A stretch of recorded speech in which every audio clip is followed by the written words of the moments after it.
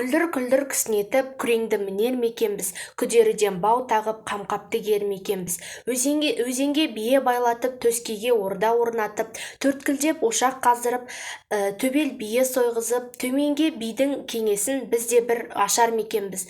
Құлаты тауға қол салып, садақтың оғын мол салып, бетпақтың ең бір шөлінен түтелеп жүріп, жол салып, қолды бір бастар мекенбіз.